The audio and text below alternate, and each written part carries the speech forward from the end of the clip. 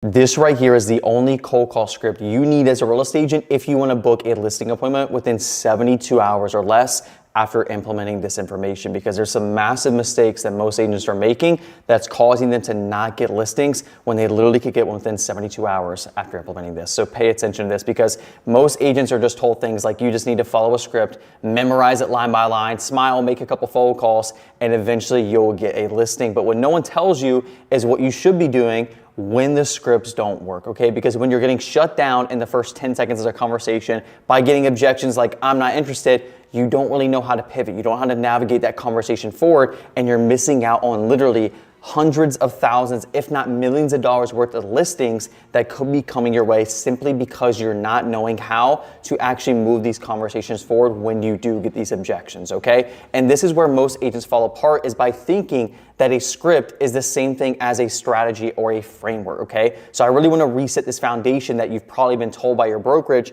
or by another real estate agent, because the truth is that most cold call scripts are written for comfort, not for conversion. This is a massive mistake that most agents don't understand, because most scripts are literally designed to keep you comfortable. They really are. They give you literally polite little lines to use, nice statements, safe questions, predictable rebuttals back to certain objections, but real sellers aren't following your scripts. They're not going to be engaging with those scripts. They're emotional, they're distracted, and they're skeptical as to what you're saying when you're on the phone making a cold call. So the minute you sound like every other agent, which again, I'll be completely honest, every single agent basically sounds the same nowadays. 99% of agents don't know how to actually do sales and cold calls correctly.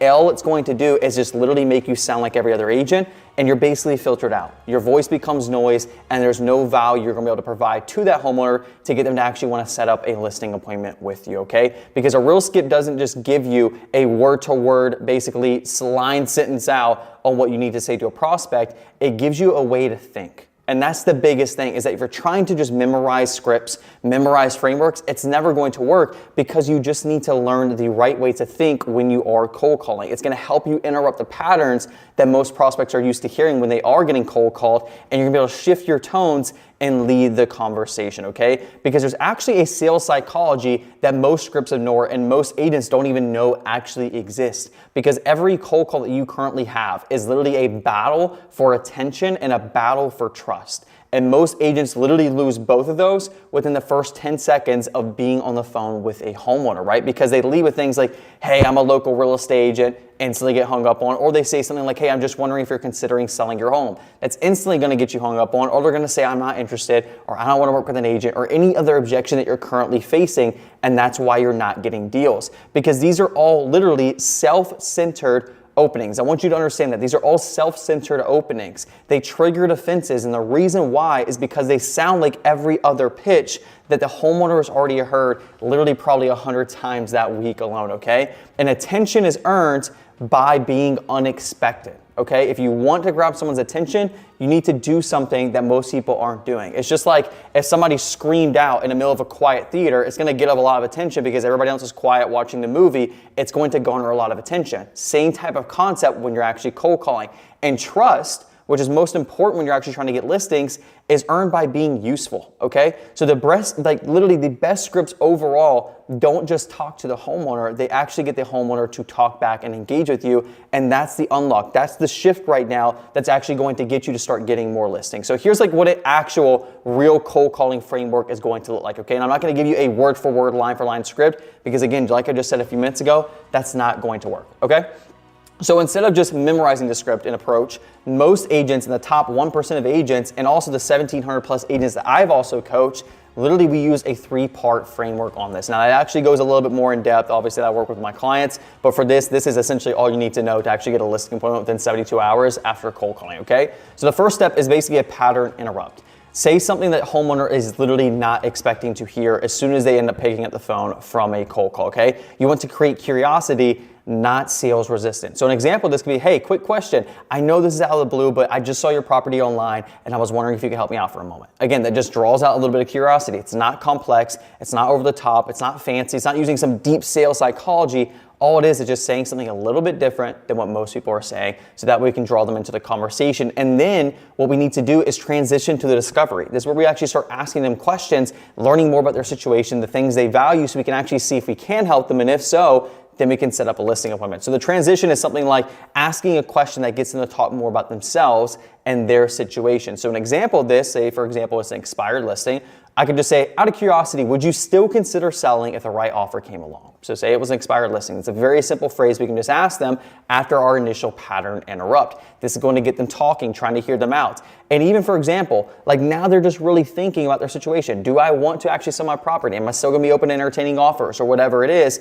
And now if they actually push back to this, it's very simple to keep moving the conversation forward, because I could literally just say, let's say for example, they say, oh no, I'm not interested in selling anymore after it expires. Okay, yeah, no worries. But even if I got you the $1.5 million that you were looking for, you still wouldn't want to sell? Again, just re-engaging the conversation, because now we're asking questions about them and their situation, making it personal, which is going to lower that sales resistance and actually get them talking and keeping conversation on the phone. And the third thing we want to do is basically make an ask, and what we call the ask is basically saying, hey, we're trying to set up a listing appointment based on what they say and the information they provide to you. Because all sales and conversation is we can use the information they're giving us to actually close the deal. Like that's literally all it is we're gathering information, we're getting data, we're getting feedback to then customize our pitch based on who they are and what they actually need right now. So don't pitch too early, okay? Because again, the whole goal when you're actually pitching on cold calling is not to get a listing, it's to get a listing appointment, okay? That's another big mistake I see a lot of agents making, is they're trying to go too hard right now, very early on, and just saying, hey, list the property to me. I know I can sell in the next 30 days or whatever it is, when you don't even know that yet. Okay, you just want to set up the listing appointment to see if they're open to actually listing with you. That's the whole goal, because once you're there in person, it's easy to close, okay? So an example of an actual asking question we could say is, got it, just so I understand, what would make you actually want to move right now? Is that the timing, is that the price, or is that something else? And based on what they give you back to that, that's when you can customize the actual ask based on what they said. So they just say, hey, I want to sell within the next 60 days because I need to go to Florida to live with my family, or whatever it is. You can customize your pitch to include that in there to say, hey, if we were able to sell your home in the next 60 days, would you be open to even having a listing appointment, have a conversation with me, see if we actually can help you do that, and if so, you'll be able to move down with your family. In worst case, you just get a clear game plan on what you can do in the future. Very, very just simple way to move the conversation forward to a listing appointment. Again, it doesn't really matter what you say here, as long as you're asking now for a listing appointment and you're including what they told you is important to them. That's what the whole goal of this sales conversation is to customize the conversation to the actual prospect. And there's a reason why this works so well and why other scripts and frameworks don't work, is because scripts that fail usually do one of these things, right? They assume that the seller is already open to talking and already open to selling.